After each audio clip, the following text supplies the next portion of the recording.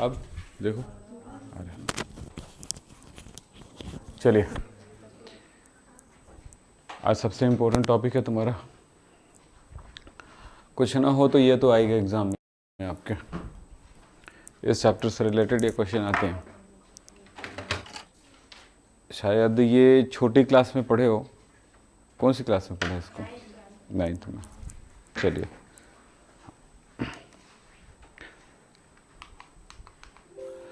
Good morning बच्चों। Good morning sir. Start करें class. हमने अभी तक इलेक्ट्रॉन, प्रोटॉन और न्यूट्रॉन की खोज कर डाला है। याद रखिएगा, इस टाइम तक न्यूट्रॉन की खोज नहीं हुई थी। हमने भले बता दिया आपको, लेकिन इस टाइम तक न्यूट्रॉन की खोज नहीं हुई थी जब रदरफोर्ड अपना काम कर रहे थे। तो आज की क्लास में है रदरफोर्ड का परमाणु मॉडल, रदरफोर्ड का प्रयोग और इससे रिलेटेड क्वेश्चंस जो आएंगे वो। तो चलिए स्टार्ट करते हैं। सबसे पहली बात है कि परमाणु संरचना, परमाणु की संरचना कैसी होती है। जे थॉमसन ने कह दिया जब दो प्रयोग हो चुके थे, एक गोल्डस्टाइन, एक जे थॉमसन का अपना प्रयोग जिसमें उन्होंने इलेक्ट्रॉन की खोज करा था, और दूसरा प्रयोग था गोल्डस्टाइन का जब उन्होंने प्रोटॉन की खोज किया था। इलेक्ट्रॉन और प्रोटॉन की खोज हुई। उसके बाद जे थॉमसन ने कहा कि परमाणु जो होता है ना, वो तरबूज के समान होता है, लड्डू के समान होता है। प्लम पुडिंग सिद्धांत कहा गया इसको, या थॉमसन का तरबूज सिद्धांत, या कहा गया वाटरमेलन सिद्धांत कहा गया। तो इसने ये कहा कि परमाणु जो होते हैं उसमें इलेक्ट्रॉन और प्रोटॉन एक लड्डू की तरह गुथे हुए होते हैं। यानी समझ सकते हो, छोटी सी बात कहा जा सकता है कि इलेक्ट्रॉन की खोज हो गई भाई, इलेक्ट्रॉन की खोज हो गई। इलेक्ट्रॉन और प्रोटॉन्स किस तरह से होंगे? इस तरह से होंगे। उन्होंने ऐसा कहा, यानी बराबर रूप से इलेक्ट्रॉन प्रोटॉन आपस में गुथे हुए रहते हैं। अब मैं किसी को इलेक्ट्रॉन कह दूं, किसी को प्रोटॉन कह दूं, ठीक है, इस तरह से। तो समझ लो, दो कलर दिखाई दे रहे, तो किसी एक को इलेक्ट्रॉन मान लेना, किसी को प्रोटॉन मान लेना। उस टाइम पर ऐसी कुछ बातें हुई थी। इलेक्ट्रॉन छोटा होता है, प्रोटॉन बड़ा होता है। या यूं कह दिया उसने कि इस तरह से होता है कि ये धनावेश का एक लड्डू होता है, एक तरबूज जैसी संरचना होती है, पूरी धनावेश जिसमें वितरित रहता है, जिसमें कहीं कहीं पर इलेक्ट्रॉन स्थापित रहता है, उसमें जैसे बीज होते हैं, ऐसे। मतलब बोलने का एक तरीका था ये। तो ये बात उन्होंने कहा कि इलेक्ट्रॉन और प्रोटॉन एक लड्डू की तरह, प्लम पुडिंग सिद्धांत भी कहा गया है, वो लड्डू को प्लम पुडिंग कहते हैं। तो लड्डू सिद्धांत कहा गया, प्लम पुडिंग सिद्धांत कहा गया। वही बात यहां पर मैंने छोटी सी लाइन में कहा, और साथ में एक बात और कह दिया गया, परमाणु की जो त्रिज्या होती है ना, उसने यहां पर कह दिया 10⁻⁻10 मीटर या 10⁻8 सेंटीमीटर।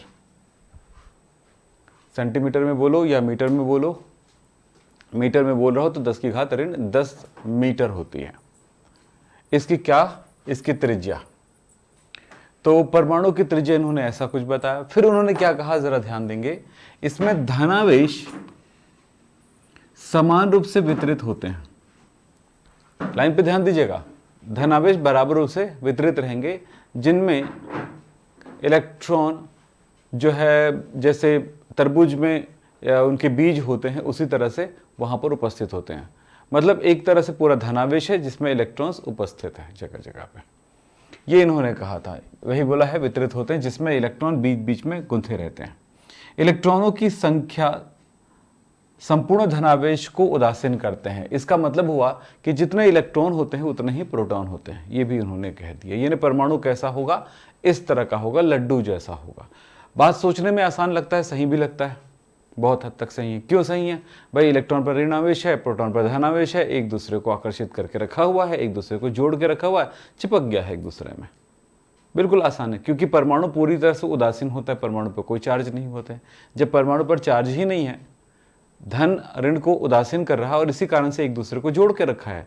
अगर मैं वहां से कोई इलेक्ट्रॉन निकालना चाहूंगा तो धनावेशित हो जाएगा, फिर इलेक्ट्रॉन को आकर्षित करने की कोशिश करेगा, इलेक्ट्रॉन निकल नहीं पाएगा। अगर मैं प्रोटॉन को निकालना चाहूंगा तो फिर वो P+ होता है, पॉजिटिव होता है, तो परमाणु का जो भाग बचा हुआ है वो निगेटिव हो गया है। फिर ये जैसे प्लस निकल रहा हो तो उसको खींच लेगा, फिर से बांध लेगा, यानी कि अंततः वो आपस में जुड़े हुए हैं, बंधे हुए हैं। ये किसने कह दिया? जे थॉमसन ने। तो ये जे थॉमसन का प्रयोग मतलब मॉडल था जो 1898 में आया था। ये सिद्धांत क्या कहलाता है? इनको अनेकों नाम दिए गए। जैसे वो नाम क्या था, इसको क्या कहा गया? तरबूज सिद्धांत कह दिया गया, वाटरमेलन सिद्धांत, वाटरमेलन थ्योरी, तरबूज सिद्धांत। इसी को लड्डू सिद्धांत कहा गया, प्लम पुडिंग सिद्धांत।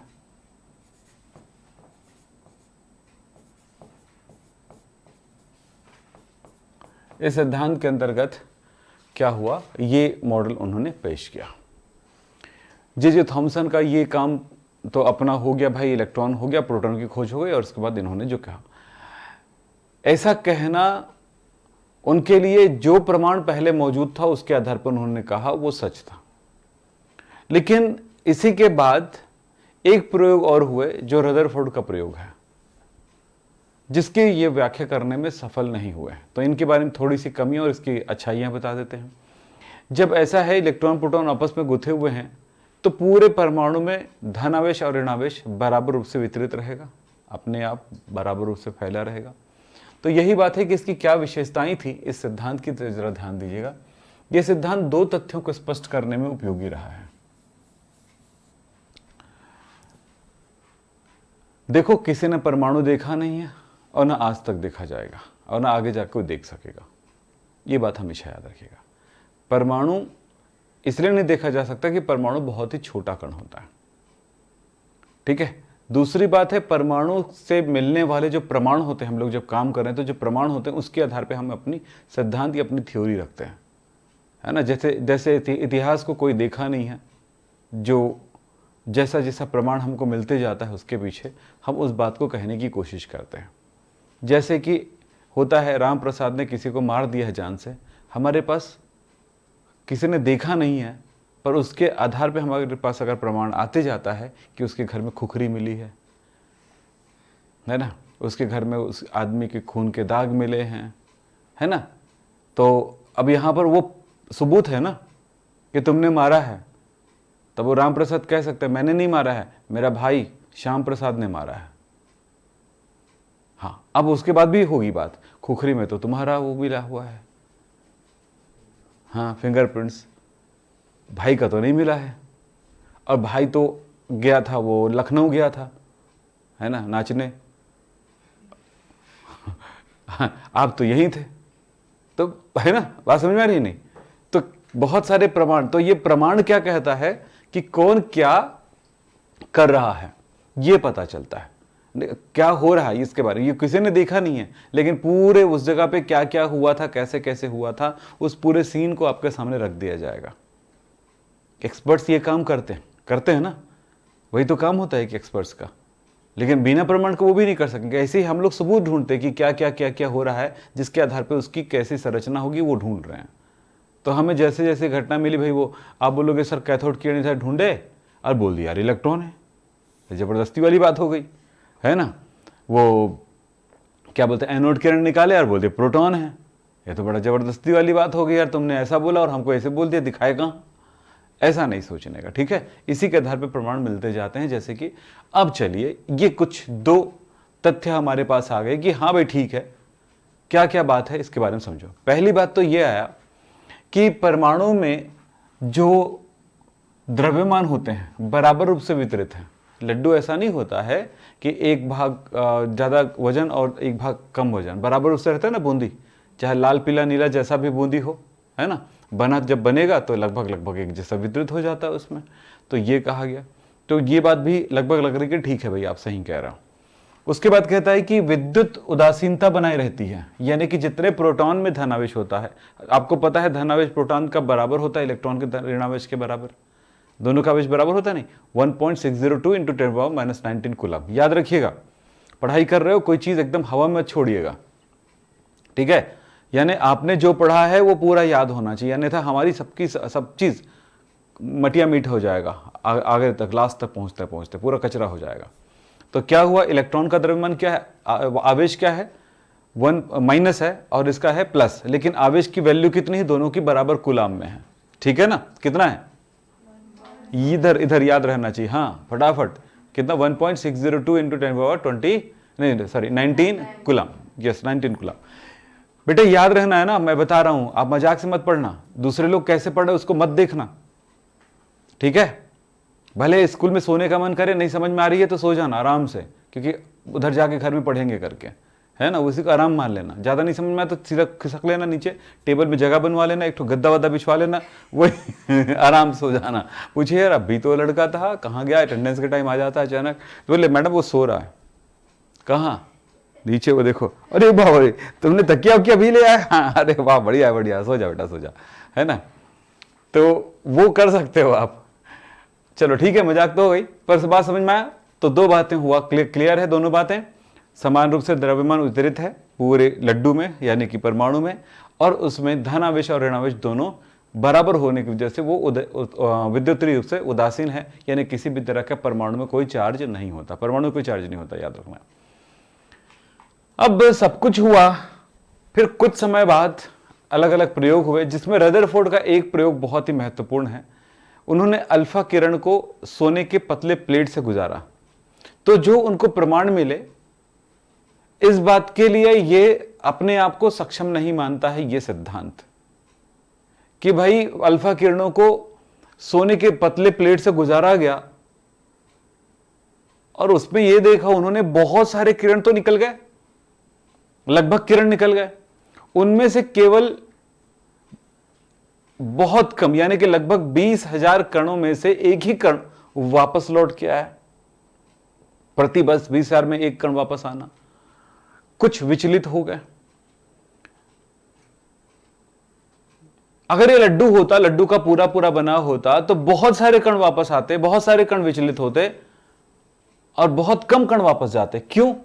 मान लेते हैं परमाणु ऐसा गोलाकार है, तो उस सोने के पत्र में ये होते ना, बोलो, जब वो कण इससे होकर गुजरता है, इतना छोटा छोटा कण है, मान लेते हैं कण कितना छोटा छोटा, इतना छोटा छोटा कण है इस परमाणु के लेवल पे, अल्फा कण बहुत छोटा होता है। तो यहां से अगर गुजर रहा है तो इन छेदों से अंदर निकलते तो बहुत कम कण निकलते हैं, बहुत सारे इसे टकरा के, लड्डू से टकरा करके बाउंस हो जाते होते हैं ना भाई।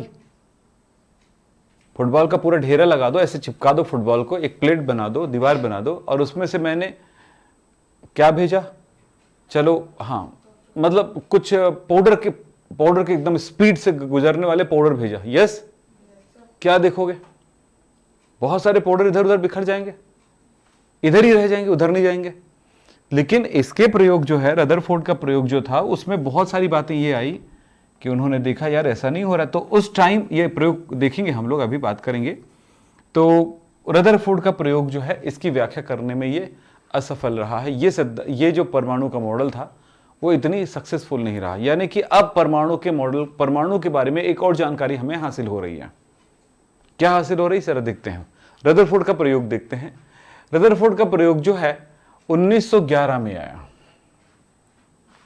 भले आपकी जीवन 2000 में स्टार्ट होता है, लेकिन इनके जीवन की बात करते, हमारे जीवन की बात करते 1975 की कहानी हमारी शुरुआत होती है ना।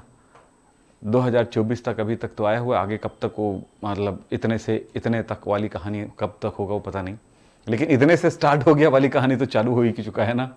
ठीक है, हर किसी की कहानी में एक चीज़ देखना बेटा, दो चीज़ें रहती है, जन्मदिन और मृत्यु दिन। कोई ऐसा नहीं देखा मैंने कि 2000 साल पहले पैदा हुआ जन्मदिन, फिर उसके बाद मृत्यु दिन का पता ही नहीं है ना। तो पता चलता वो कहाँ है, तो जब तक लिखोगे नहीं तब तक हमको कैसे पता चलेगा वो मर गया है। हर किसी की कहानी में इंसानों ने बहुत कुछ किया है ना, बहुत कुछ किया है, लेकिन आखिरी पल तो उसका भी आता है ना, जो समय का एक टाइमिंग होता है, नहीं तो वो ध्यान यहाँ रखिएगा। तो फिलहाल इसके बारे में भी बता दें कि ये 19 और अच्छा, एक दुनिया तो कई लाखों साल पहले बना हुआ है, ठीक है, पर फिर भी दुनिया के इंसान, लेकिन जो विकास हुए हैं अभी हुए हैं 100-150 साल के अंदर। सोचने वाली बात है बेटा, ठीक है। और जो ज़बरदस्त विकास जो हुआ है 200 साल के अंदर ही हुआ है। विज्ञान में जो जब तरक्की होती है, विज्ञान यानी ज्ञान, जब ज्ञान पता चलता नहीं, सर ये परमाणु की खोज करके, इलेक्ट्रॉन प्रोटॉन को करके हम क्या कर लेंगे, ये दिमाग में आता है ना, क्या कर लेंगे इसको पढ़ के ज़बरदस्ती? तो क्या हम सिर्फ लड्डू और भजिया बना के जीना चाहते हैं लाइफ में? हाँ, ये सारी चीज़ें, कैमरे कैसे चल रहे, पहले आपको पता होना चाहिए। ये कैमरा भी इतनी हाई क्वालिटी में अभी आया है बेटा। फिल्में देख लीजिए, पिक्चर देख लीजिए, पुराने 5-10 साल के पहले पिक्चर का देख लीजिए, उसकी क्वालिटी देखो, आज की पिक्चर क्वालिटी देखो, कितना फ़र्क आ गया है। यूट्यूब में सारे वीडियोस मिल जाते हैं, OTT में सारे वीडियो मिल जाते हैं। तो देखो कितना हर चीज़ में तरक्की हुई है। जबकि उस ज़माने में भी जो कैमरा यूज़ किया जाता था, हाई एंड कैमरा यूज़ किया जाता था। तो उस जगह का हाई एंड कैमरा आजकल लो एंड कैमरे के बराबर है। हर चीज़ में बता रहा हूँ, हर चीज़ में। लाइटिंग में भी बहुत ज़्यादा चेंज हुआ।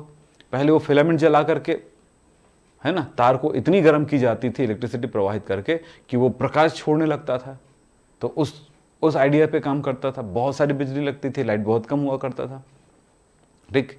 और अब क्या हो गया, हमने फिर इसके बाद वो ट्यूबलाइट जलाए लोग। ट्यूबलाइट के बाद CFL आया। ट्यूबलाइट इतनी लंबी लंबी रॉड रहती थी, यहाँ से वहाँ ले जाना बड़ा मुश्किल होता था। साइकिल से बेचारे को अगर एक गांव से दूसरे गांव ले जाना है तो बीच में ही वो घर पहुँचने से पहले क्या हो गया, मुँह उदास क्यों है? मैं क्या है, ट्यूबलाइट लेने गया था, क्या हुआ?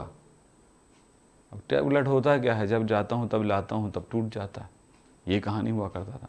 तो बहुत सारी समस्याएं थी इसके पीछे। अब लोग समझ रहे हो ना? तो वही है, फिर CFL बना दिया, थोड़ा सा अच्छा हो गया, एक झोला में लेकर ला सकते हो आराम से। वही था, सेम चीज़ थी। और उसके बाद जो LED जो आपके पास आया, इतनी बड़ी होती, छोटी छोटी लाइटें, इससे बड़ी नहीं होती है, ठीक है। और इतना बड़ा बड़ा लाइट नहीं बना सकते LED, बनाएंगे तो छोटी चीज बनेगा वो। हाँ, ये अलग बात है कि उतनी लाइटों को वहाँ पे लगा दी जाती है, रोक दिया जाता है, ठीक है। जैसे किसी आदमी का ऐसा बाल नहीं देखे होगे, इतना मोटा बाल एक ठो, वो सिंह बन जाएगा फिर वो समझ में ना, वो सिंह ही है वो। बाल और सिंह सेम चीज़ है ना, पता है ना। जब वो मोटा मोटा बाल बन जाता है, इतना मोटा मोटा, तो 200 सिंह बन जाते हैं, है ना। और किसी इंसान में अगर देख लिए तो बहुत मुश्किल हो जाएगा। तो बात समझना है। तो साइंस का विकास किस तरह से हुआ है, कैसे हुआ है, ये चीज़ें इंसानों ने बहुत हद तक सीखा आज की डेट में। अब ये जितना फास्ट चला उतना और उससे ज़्यादा फास्ट चलेगा, समझ लो।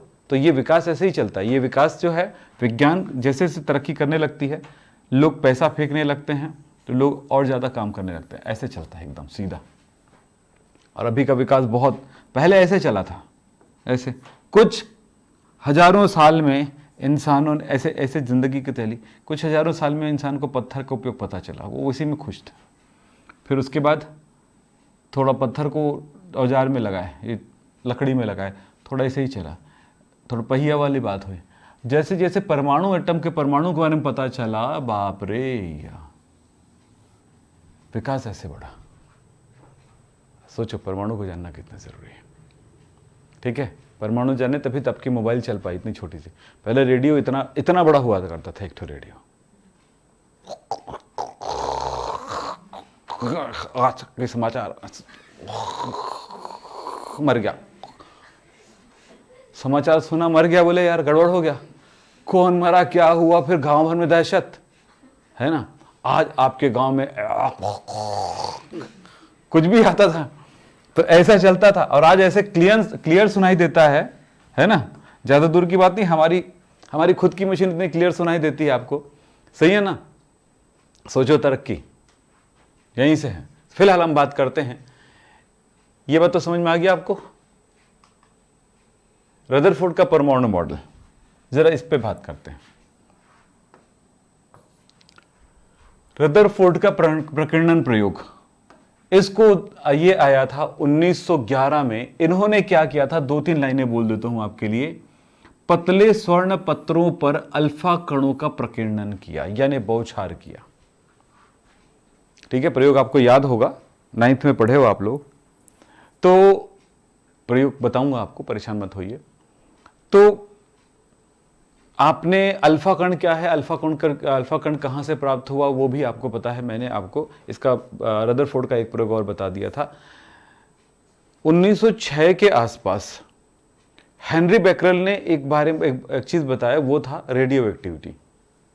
कुछ पदार्थ ऐसे होते हैं जिनसे क्या बोलते हैं, एक विकिरण निकलता है, अदृश्य किरण, जिसको कहा जाता है रेडियो एक्टिव किरणें। तो ये इसको हेनरी बेकरेल ने बताया, तो रेडियो एक्टिविटी की खोज हेनरी बेकरेल ने कर दिया।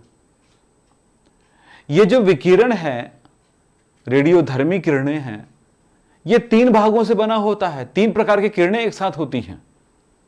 अल्फा बीटा गामा रदरफोर्ड ने बताया, एक उपलब्धि रदरफोर्ड की। दूसरी उपलब्धि इधर जारी देखिएगा, अल्फा बीटा गामा किरणें, जिसमें से उन्होंने अल्फा कणों के बारे, अल्फा किरण को बताया कि अल्फा किरण जो है अल्फा कणों से बना होता है। और अल्फा कण को अगर हम किसी तत्व के साथ अगर तुलना करें तो हीलियम के नाभिक के समान है, यानी कि प्रत्येक अल्फा कण में 2 न्यूट्रॉन और 2 प्रोटॉन होते हैं। यानी इतना द्रव्यमान होता है कि 2 न्यूट्रॉन के बराबर द्रव्यमान, और आवेश जो है द्रव्यमान 2 न्यूट्रॉन और 2 प्रोटॉन के द्रव्यमानों का योगफल होता है, और उसका आवेश जो होता है 2 प्रोटॉन के बराबर होता है। इसमें इलेक्ट्रॉन बिल्कुल नहीं होते हैं। तो ये अल्फा कण होते हैं। तो ये अल्फा कण के बारे में इन्होंने बताया, जानकारी मिल गई हमको। अल्फा कण उन्होंने प्राप्त कर लिया। अब अल्फा कण प्राप्त कर लिया तो अल्फा कण का उन्होंने अच्छा उपयोग किया अपनी जगह पे।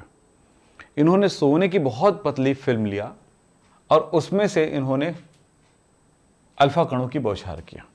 तो क्या हुआ, चलिए अब इस बारे में बात करते हैं।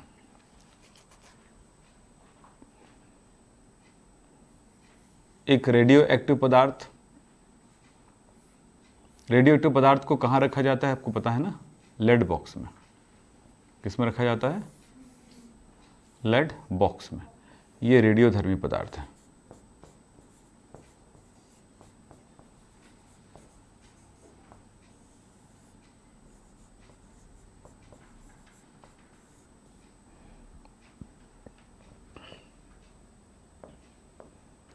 इनसे किरण निकलती है, ठीक है बेटा, ऐसे किरणें निकल रही हैं। ये किरणें जो निकल रही हैं इसको स्लिट से गुजारेंगे पहले। अच्छा, यहां पर जो किरणें भेज रहे हैं हम कौन सा किरण का उपयोग कर रहे हैं, अल्फा किरण का। इसमें ये अल्फा किरणें है ना, बाकी किरणों को हटा दिया हमने। कैसे बनाया होगा अल्फा किरणें आपको पता होगा, हमने निकाला था कैसे, विद्युत धारा बीच में प्रवाहित करके। तो वो सब नहीं दिखाते हम लोग जबरदस्ती, ठीक है। इसमें हमने एक जगह पे सोने का प्लेट लिया, सोने का बहुत पतला प्लेट। अब यहां पर भले आपको मोटा दिखाई दे रहे हैं चित्र के अनुसार, ये स्वर्ण पत्र है, और इसके चारों ओर हमने फोटोग्राफिक प्लेट लगा दिया।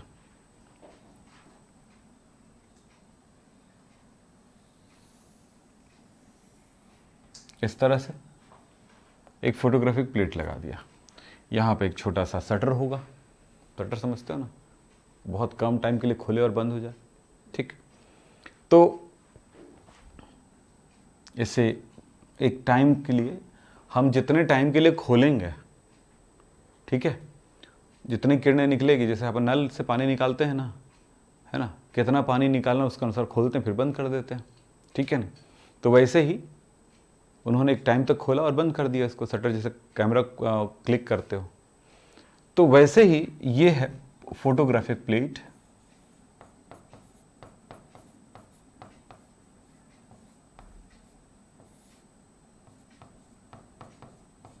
ये है स्वर्ण पत्र,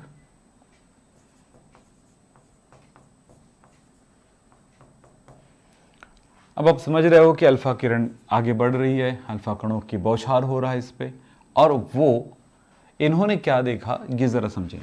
कुछ कण तो आगे निकल गए, इससे टकराए,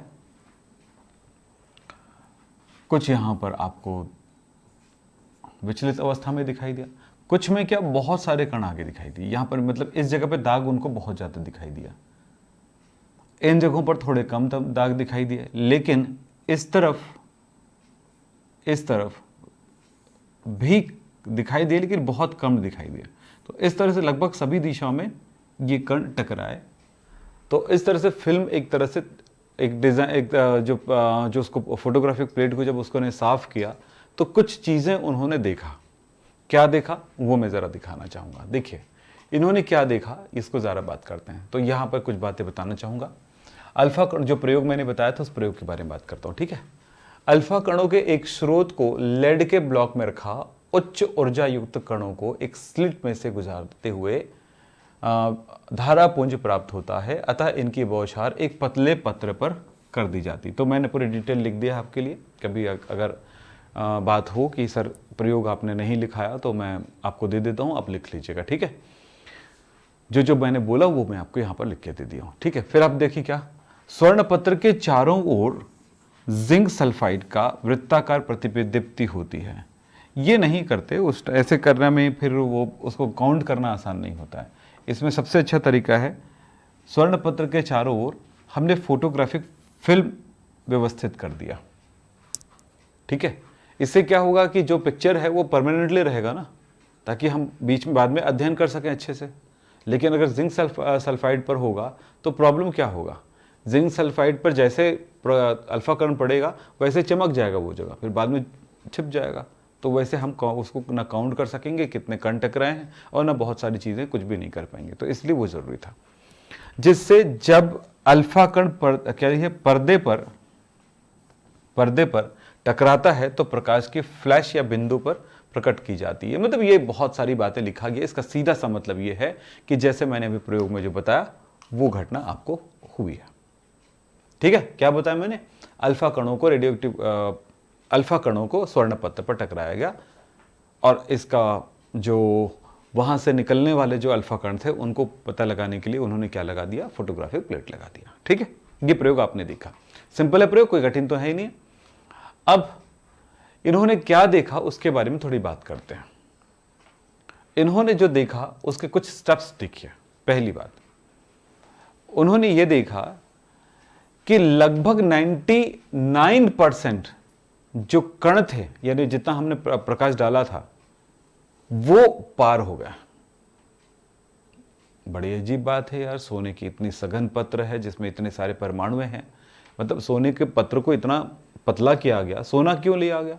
सोने की सबसे बड़ी बात होती है कि सोने को जितना चाहें उतना पतला कर सकते हैं। तो हाईएस्ट बिंदु तक उन्होंने उसको सोने के प्लेट को पतला कर दिया।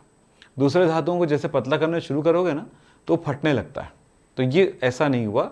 इसके साथ ये छोटे ही से बनाना है, इतना ही छोटे बनाना है इसको अच्छे से प्रेस करके बहुत पतला कर देना है हमको, ठीक है। ऐसा काम किया उसने। तो एक बात ये हुआ कि लगभग पत्र जो सामने आगे निकल गए। फिर उन्होंने कहा कि कुछ विचलित हो गए।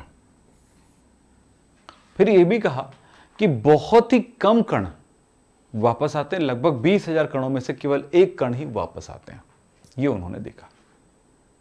बहुत सारे कण निकल गए यार। जब हमने एक पर्दा रखा है, सोने के परमाणुओं का पूरा पर्दा है, और वो निकल जाना, क्या मतलब निकलता है? तब इनके अर्थों की तरफ जाते हैं फिर। तो इन्होंने कुछ इस तरह की बातें कहा। इसका अवलोकन क्या निकाला? पहली बात, अवलोकन मतलब हमने जो वो अवलोकन किया, अब निष्कर्ष निकालेंगे। अवलोकन मतलब उन्होंने क्या क्या देखा, 3 बातें देखा था। तो पहली बात जो उन्होंने देखा था कि क्या हुआ, अधिकांश कण क्या लिखा, अधिकांश कण अविचलित हुए आगे निकल जाते। इसका क्या अर्थ हुआ? मैंने लिखा था सबसे पहले लाइन को, फिर वापस लेता हूं। यह अवलोकन किया, इसका अर्थ क्या निकाला? इसका अर्थ इन्होंने निकाला कि परमाणु में अधिकांश स्थान जो है रिक्त रहता है। समझ में आ गई? तो परमाणु में अधिकांश स्थान कैसा रहता है? रिक्त रहता है। इन्होंने पता लगाया, यानी परमाणु होता है बहुत बड़ा, पर कुछ ज्यादा ही जगह उसके खाली रहते हैं। सोचने वाली बात है, देखते हैं। दूसरी बात यहां पर देखिए, कुछ अल्फा कण विचलित होते हैं। इसका क्या अर्थ हुआ? अल्फा कण में धनावेश होता है ना, इस बात को ध्यान रखना। इसका अर्थ यह निकाला कि परमाणु के अंदर छोटा सा कोई धनावेशित, छोटा शब्द क्यों हुआ? अधिकांश भाग रिक्त निकल जाता है उसमें से, तो इसका मतलब है उसमें क्या हुआ, बहुत बड़ी जगह खाली है। अब बहुत बड़ी जगह खाली, उसमें से छोटा सा भाग ऐसा होगा जिसमें धनावेश होगा, उसका द्रव्यमान होगा। पूरे परमाणु में ऐसा कोई छोटा भाग होगा जो कैसा होगा, धनावेशित होगा। अब यहां पर विचलित होने की बात हुई। धनावेश है तो धनावेश वाला वो छोटा सा भाग जो है परमाणु का, वो उस अल्फा कण जो धनावेशित कण आ रहा है उसको क्या करेगा, प्रतिकर्षित करेगा। ये भी धन है, ये भी धन है, तो धन धन क्या होता है, एक दूसरे को रिपल करेगा, प्रतिकर्षित करेगा। तो इस तरह से धन वाला भाग अल्फा कणों को प्रतिकर्षित कर देता है, इन्होंने कहा। ये क्लियर हो गई बातें? मैं तो छोटा सा भाग होगा जो उसको प्रतिकर्षित कर देगा। इसी को उन्होंने एक बार आगे जाके बोलेगा नाभिक कहेगा। तो ये इस तरह से तो अल्फा कण का विचलन हो जाता है। फिर अब बहुत बड़ी बात होगी कि बहुत मतलब 20,000 कणों में से केवल एक कण ही वापस आते हैं ना, ये भी देखा। तो इसका अर्थ क्या निकाला इसने कि वो छोटा कण बहुत ही छोटा कण है, ये भी तो बात पता चली। यहां भी छोटा भी पता चला था और धनावेशी तो ये भी पता चला था, लेकिन इस जगह पर क्या पता चलेगा, वह भाग जो है क्या बोला, परमाणु के आयतन की तुलना में बहुत छोटा होगा। जो धनावेशित भाग है वो परमाणु के छोटा में बहुत ही, परमाणु के आकार की तुलना में बहुत छोटा होगा और उसमें द्रव्यमान होगा, और इसी कारण से परमाणु का द्रव्यमान होता है। यही पर बात हुई कि कितना छोटा होगा। तब उन्होंने क्या कहा था, परमाणु की त्रिज्या देखिए कितना है, 10 की घात ऋण 10 मीटर, और इसका 10 की घात ऋण 15 मीटर। ठीक है। अब परमाणु की त्रिज्या और नाभिक की त्रिज्या में फर्क देखिएगा। ये नाभिक की त्रिज्या है, ये वाला कितना बोला, 10 की घात ऋण 15 मीटर, और नाभिक का कितना बोला है, परमाणु का कितना बोला है, यहां से लेंगे, ये परमाणु का कितना बोला, 10 की घात ऋण 10 मीटर। बोलो कौन छोटा है कौन बड़ा है? 10 की घात ऋण 10 बड़ा है ना भाई, बड़ा अंक है ना 15 से। तो परमाणु का आकार की तुलना में इसका दोनों का तुलना करते हैं। चलिए 10 की घात ऋण 10 बटा 10 की घात ऋण 15 मीटर। ओके, तो कितना होगा, 10 की घात धन 5 होगा। 10 की घात 5 का मतलब क्या हुआ, 1 2 3 4 5। ओके, 5 मतलब कितना हुआ, 1 लाख हुआ, 1 लाख मीटर। यानी कि जिसका जितना बड़ा साइज है उसकी तुलना में 1 लाख गुना बड़ा है उसकी त्रिज्या परमाणु की। बात समझ में आई? मान लीजिए हम इतना बड़ा एक कंचा लेते हैं, बाटी गोली, ये गोली का त्रिज्या मान लेते हैं, ये तो डाया है 2 सेंटीमीटर, तो उसकी त्रिज्या कितनी होगी, 1 सेंटीमीटर। तो 1 सेंटीमीटर, जरा सोच रहे हैं ना, ध्यान देना, इतना बड़ा हमारा क्या है, 1 सेंटीमीटर साइज का, सॉरी 1 सेंटीमीटर साइज का हमारे पास क्या है, एक बॉल है, उसकी त्रिज्या। तब इसके तुलना में उसके परमाणु के आखिरी इलेक्ट्रॉन कहां पे होंगे, परमाणु का आकार कितना होगा, जरा सोचिए। परमाणु का भाई आकार कब बनता है, जब इलेक्ट्रॉन उसके ऊपर चारों ओर घूमते हैं, तो उसका इलेक्ट्रॉन कहां पे होगा, जरा सोचिए कितना होगा, 1 लाख सेंटीमीटर दूरी पर। 1 लाख सेंटीमीटर कितना होगा, बोलो। 1 सेंटीमीटर 100 सेंटीमीटर, चलिए मैं यहां पर दिखाना चाहूंगा, है ना, 1 लाख है ना सेंटीमीटर में, 1 लाख सेंटीमीटर दूरी पर है, बटा 100 करे तो ये मीटर हो गया। तो ये कितना हो गया, ये लीजिए कितना हुआ, ये 1000 मीटर, और 1000 मीटर मतलब 1 किलोमीटर हुआ। अब मान के चलिए आपका स्कूल 1 किलोमीटर दूर होगा मेरे यहां से, मेरा इतना बड़ा कंचा है और 1 किलोमीटर दूर तक इलेक्ट्रॉन घूम रहे हैं। मतलब सोचो परमाणु कितना छोटा, उसका नाभिक कितना छोटा है और उसका इलेक्ट्रॉन कितना बड़ा है, कितने दूरी पर तैर रहा है। तो परमाणु का जो आकार है उसकी तुलना में वह जो नाभिक है उसका आकार बहुत छोटा होगा। यानी वो धनावेशित छोटा सा भाग बहुत ही छोटा होगा। तो यहीं पर यह बात कही गई, नाभिक और परमाणु की त्रिज्या को जरा समझिए। समझ रहे हैं आप? बिल्कुल वही कहानी हो गई नहीं। सूरज है काफी दूरी पर और उससे बिखरे हुए जितने सौरमंडल के ग्रह जो हैं वो घूम रही काफी दूरी पर। तो बिल्कुल वैसा ही उन्होंने धारणा दिया, सौरमंडल के यानी कि सोलर सिस्टम के को आधार माना, उसी तरह का इनका परमाणु की संरचना होती है। यानी परमाणु संरचना बिल्कुल कैसा होगा, जैसा कि तो यहां पर जो कहानी आपको बताया गया, तो इसने क्या निष्कर्ष निकाला कि परमाणु जो है उसमें एक नाभिक है जिसमें पूरा उसका धनावेश है, इसमें इलेक्ट्रॉन घूमते रहते हैं इस तरह से, जब इसमें अल्फा कणों की बौछार किया गया तो बहुत कम कण वापस आए, ठीक है। थोड़ी दूरी पर जाने वाला कण जो है विचलित हो जाएगा, नज़दीक है तो जितना नज़दीक रहेगा इसके नाभिक के उतना ही ज़्यादा विचलन होगा। वहीं पर गया तो वापस आ गया, थोड़ा दूर गया तो इधर, और थोड़ा और दूर जाएगा तो इसमें विचलन कम होगा, ठीक है। और थोड़ा कम दूरी पर जाएगा तो विचलन कम होगा, ज़्यादा दूरी पर जाएगा तो उसमें प्रभाव शायद ही कम पड़ेगा और ये परमाणु से ये अल्फा कण निकल जाएगा। समझ में आई बातें? ये ऐसा उन्होंने अपना निष्कर्ष निकाला और इस निष्कर्ष को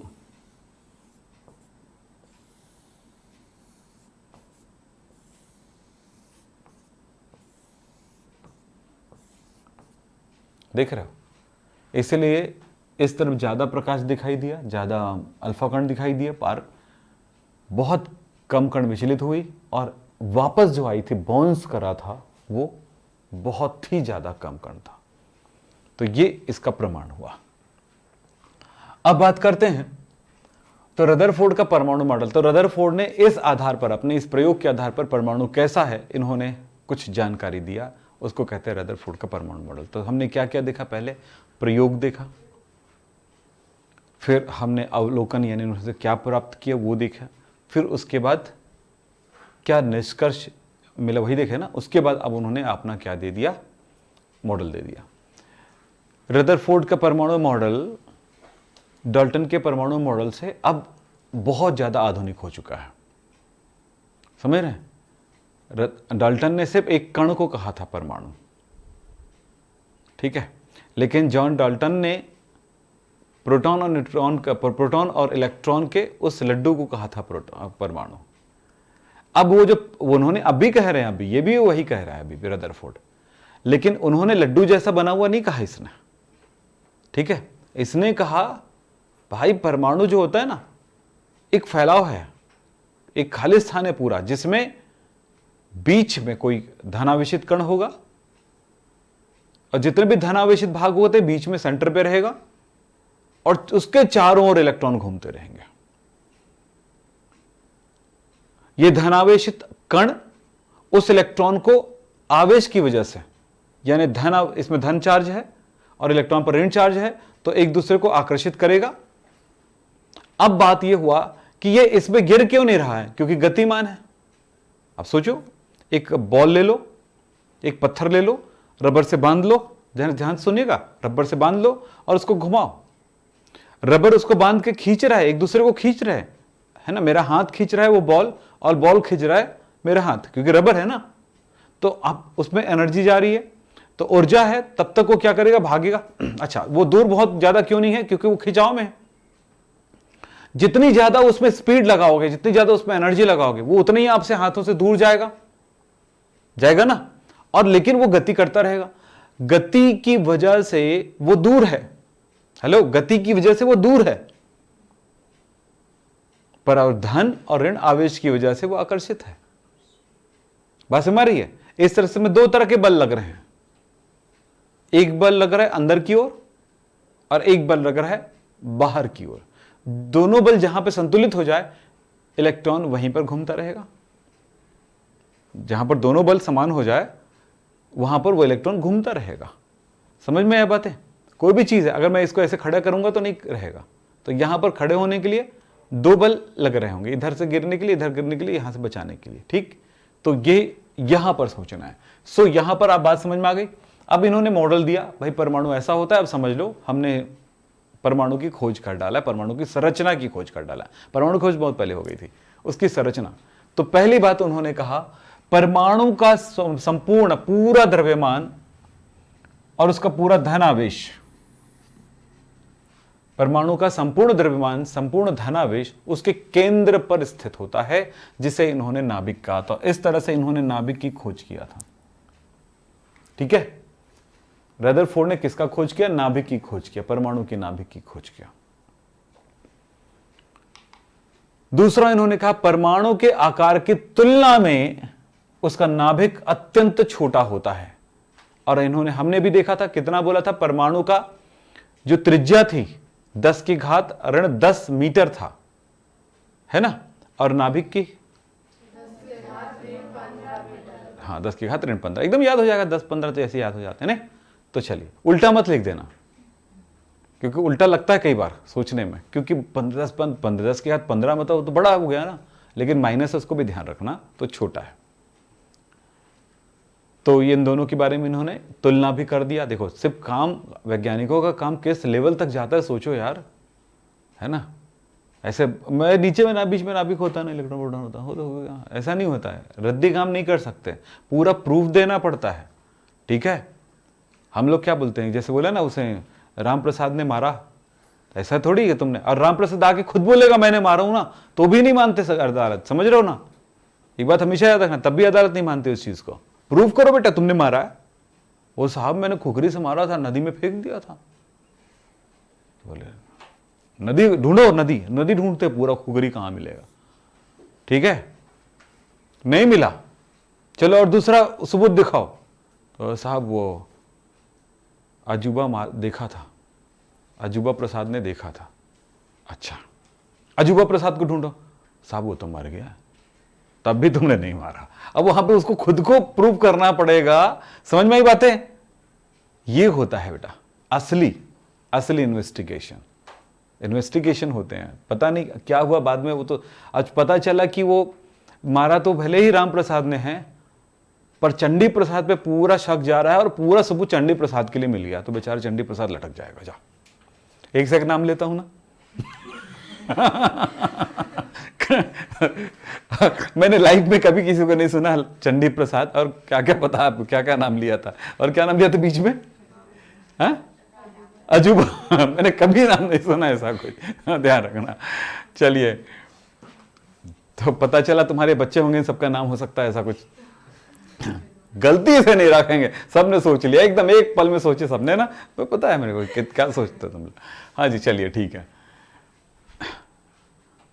चलो आगे चले। दो बातें क्लियर, याद करना है, ये सब एग्जाम में आएगा पूरा। तीसरी बात, विभिन्न तत्वों के परमाणु के नाभिक में भिन्न भिन्न नाभिकीय आवेश होते हैं। उन्होंने एक बात और कहा, अलग अलग तत्वों के नाभिक में अलग अलग धनावेश होगा। इसका कारण क्या है उन्होंने बताया, नाभिक में उपस्थित आवेश की मात्रा प्रकृति अलग अलग तत्वों पर परिवर्तित होती है।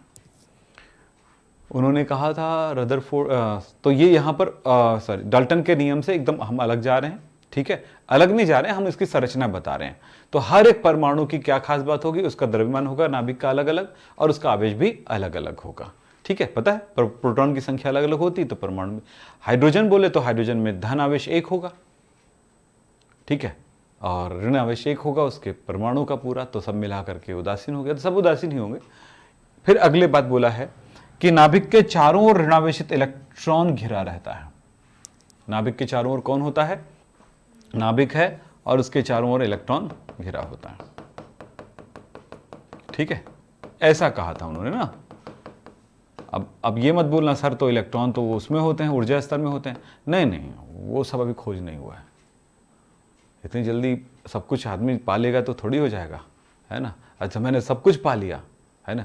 तुम लोग बोलते हो नहीं कि हमारे साधु लोग जो होते, साधु महात्मा लोग होते, तपस्वी लोग जो होते थे, ये सब ढूंढते थे भगवान को राम नाम राम नाम करके, यही तो है साधु भाई साहब असली, ठीक है। जो दुनिया को दिखा दिया उसने कि दुनिया होता क्या, इंसान सोचता है। अब सोचो यार, एक बड़ी अजीब बात है, कैसे पॉसिबल हो पाया कि जीवन आया, बहुत बड़ी बात थी। कैसे पॉसिबल हो पाया कि जीवन तो आया लेकिन इंसान भी बन गया, अजीब टाइप की चीज, जो उन्हीं को ढूंढने लगा है जिनसे वो बना है, समझ रहे हो। ऐसा पॉसिबल ही नहीं था भाई साहब, और हुआ ही नहीं। अगर ऐसा पॉसिबल होता तो देखते कि उधर का एक बंदर आ रहा है, चल तो आज विक्रम सर से मिलते हैं, तो बंदर लोग आ रहे कापी पुस्तक लेके, अच्छा इधर से चींटियां आ रही है, ओ सर, हाँ हाँ बोल, वो कल मेरे बच्चे को क्यों भगा दिए थे? नहीं मैं, कौन? वो सिंसू, हाँ तुम्हारा बेटा है अब उधर साइड में आ रही है वो चाटा, बोले इसी का बेटा ने मारा था ना मेरे बेटे को। अच्छा हाँ, कुछ भी चल रहा है यार, ऐसा है दिमाग? नहीं है ना। यही तो बात है। बहुत कमाल हो गया भाई साहब। और इस कमाल में देखो, इंसान ने सब कुछ ढूंढा, या परमाणु रोबोट ढूंढ डाला, इंसान जो है रोबोट बनाना शुरू कर दिया इंसानों की तरह। सोफिया है ना, बहुत सारे नाम है और, है ना, देखियो ना सोफिया, नहीं सुने हो, है ना। और सोफिया यहाँ आ जाए तो पूरी उतई वाले उमड़ पड़ेंगे, इंसान आए तो नहीं उमड़ेंगे, लेकिन सोफिया है तो बिल्कुल। तो सोचो आप। चलिए साहब, बात करें, आगे बढ़े। तो क्लियर है इतना, पूरा याद करना है, एग्जाम में आएगा। फिर अगली बात कहते हैं, इलेक्ट्रॉन स्थिर नहीं होते। इलेक्ट्रॉन तो होते हैं, देखिए बोला है ना, चारों तरफ इलेक्ट्रॉन होते हैं, पर इन्होंने अब कहा पे इलेक्ट्रॉन स्थिर नहीं रहेगा। अब स्थिर नहीं रहेगा तो क्यों? तो क्या होगा? नाभिक के चारों ओर बाह्य नाभिकीय भाग में उच्च वेग से ये घूमते रहते हैं, जैसे कि सूर्य के चारों ओर उनके ग्रह घूमते रहते हैं। हो गई बात? क्लियर हो रहा है? दिमाग में आ रहा है? फिर क्या कह रहा है? इलेक्ट्रॉन व नाभिक एक दूसरे से विद्युत आकर्षण द्वारा बंधे रहते हैं। अगर वो घूम रहे हैं तो वो बाहर गिर सकते हैं। बताओ, एक रस्सी से बांधो पत्थर, आप घूम रही है, अगर उसको आकर्षित करके नहीं रखोगे, छोड़ दो, तो क्या वो ऐसे घूमता रहेगा? भाग जाएगा। तो उसको आकर्षित करने वाला कौन है? दोनों का आवेश, विद्युत आवेश, यानी कि इसका धन आवेश, उसका ऋण आवेश एक दूसरे को आकर्षित करके रखा हुआ है। ठीक है, घूमना बंद कर दे तो अंदर गिरेगा, बाहर नहीं जाएगा वो, क्योंकि आकर्षण है। ठीक, ये एक बात हुई। तो ये सारी बातें आपने रदरफोर्ड के परमाणु मॉडल में पढ़ा है और पूरा याद रखना है, हर चीज, हर स्टेप्स। कौन से क्वेश्चन आएगा कुछ नहीं कह सकते। एक इसके साथ साथ एक प्रश्न आता है, दोष। रदरफोर्ड का परमाणु मॉडल लिखिए, रदरफोर्ड का प्रयोग लिखिए, निष्कर्ष लिखिए, अलग अलग टाइप का क्वेश्चन आ सकता है। या फिर पूरा का पूरा क्वेश्चन 5 नंबर में फेंक दिया आपके पास, बोले रदरफोर्ड का प्रयोग लिखिए, अवलोकन लिखिए, निष्कर्ष लिखिए, सिद्धांत उसका क्या बोलते हैं, नाभिकीय मॉडल लिखिए, और उसका दोष भी लिखिए। अक्सर प्रश्न आता है रदरफोर्ड का नाभिकीय मॉडल जो मैंने अभी बताया, और उसका दोष। तो पहली बात है, अब मैं इसके बारे में बताता हूं, दोष के बारे में बताना चाहूंगा। परमाणु में आपको मैंने बताया, जब तक इलेक्ट्रॉन घूम रहे होंगे तब तक वो क्या होगा? वो स्थिर रहेगा। परमाणु जैसा रदरफोर्ड ने कहा वैसा रहेगा, यानी कि इलेक्ट्रॉन घूम रहे हैं उसके चारों ओर। लेकिन एक प्रमाण ये मिलता है विज्ञान में, चलो इलेक्ट्रॉन घूम रहा है ना, ये इलेक्ट्रॉन घूम रहा है, एक प्रमाण और मिलता है, कोई भी कण अगर वो घूम रहा हो, ठीक है, इस तरह से, तो कुछ ऊर्जा होगा तभी तो घूमेगा क्या? कुछ एनर्जी होगी तभी तो घूमेगी क्या? मैं हाथ से एनर्जी दे रहा था तभी तो घूम रहा है क्या? अब देखिए, वो एनर्जी अगर घूमने के तरह से घूम रहा है, लेकिन वो एनर्जी अगर कोई कण है और उसमें आवेश भी है, तो जब वो घूमती है ना इस तरह से, प्रयोग हमारे कई प्रयोग है हमारे पास, आवेश है और उसमें कोई कण है, आवेश युक्त कण अगर घूम रही है इस तरह से, तो क्या होता है, उससे एक इस तरह से अगर घूम रही हो तो होता यह है कि उनसे एक प्रकार की विकिरण निकलती है, ऊर्जा निकलती है, प्रकाश निकलती है, विद्युत चुंबकीय तरंगे निकालती हैं। ऊर्जा जब ये घूम रही तो ऊर्जा निकलेगा, ऊर्जा निकलेगा तो इसकी ऊर्जा कम होती जाएगी। समझ रहे हो ना? ऊर्जा निकलेगी तो ऊर्जा कम होती जाएगी। कभी भी ऐसा नहीं होता, कोई ऐसी मशीन नहीं हो सकता है कि आजकल देखते हो यूट्यूब में 50 वीडियो, हजारों लाखों वीडियोस हैं जो कहता है कि फ्री एनर्जी है, इसको देखो चालू हो गया, अब चल ही रहा है, अब कभी खत्म नहीं हुआ। ऐसा कभी पॉसिबल नहीं है, ध्यान रखना। ये सब बेवकूफ़ बनाने वाले काम है ना। वहाँ सेल लगा दिया, ये लगा दिया, वो जो आपको नहीं दिख रहा, ध्यान रखना, ऐसा कभी पॉसिबल हो ही नहीं सकता है, ठीक है ना। अब बोले सर हमने वो गिलास में पानी रखते हैं और ऐसे पाइप लगा कर छोड़ देते हैं तो अपने आप चलते रहता है जब तक पानी खत्म ना हो जाए। वो गुरुत्वाकर्षण बल खींच रहा है उसको बेटा, वहाँ भी बल लग रहा है, ऐसा नहीं कि बिना बल का कुछ नहीं होता है, याद रखिएगा। वो फ्री एनर्जी नहीं है, वहाँ पर आपके पास पहले से एनर्जी थी, पोटेंशियल एनर्जी, जिसको हमने काइनेटिक एनर्जी में कन्वर्ट किया था, ठीक है। लेकिन वहीं पर अगर बोले यहाँ का गिलास का उसी पाइप को मैं ऊपर कर दूंगा तो बंद हो जाएगा। तो फिर चलना चाहिए था जब चालू हुआ था तो, ठीक है ना। तो यही बात पे ध्यान दीजिएगा। बहुत सारी बातें उसको तब कहते हैं ना एनर्जी, जब यहाँ का पानी मैंने पाइप के ऊपर कर दिया है तब ऐसे फेंका रहा है, तब होता वो फ्री एनर्जी। समझ रहे हो ना आप? तो चलिए यहां पर बात कर रहे थे, सुनो मेरी बात। यही बात मैंने यहां पर जो कहा उसको लाइनों में समझा देता हूं आपको। इलेक्ट्रॉन एक आवेशित कण होने के कारण मैक्सवेल ने एक बात बताया, उसका सिद्धांत कहता है कि कोई विद्युत चुंबकीय विकिरण का उत्सर्जन करेगी। इन्होंने कहा मैक्सवेल के विद्युत चुंबकीय सिद्धांत के अनुसार वह विद्युत चुंबकीय विकिरण उत्सर्जित करेगी। क्यों?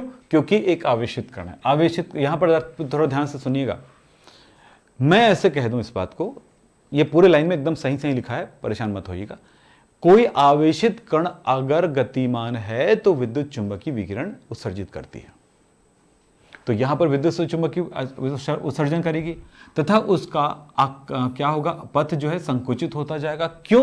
क्योंकि जब विद्युत चुंबकीय विकिरण उत्सर्जित कर रही है तो उसको ऊर्जा में कमी होती जा रही है। जब ऊर्जा में कमी होती है तो उसका पथ संकुचित होता जाएगा। इसमें थोड़ा कंप्रेस करके लिखा है ना, ध्यान रखना, 2-3 शब्दों को मिला करके, अर्थ पूरा वही है। और अंत में नाभिक में गिर जाएगा।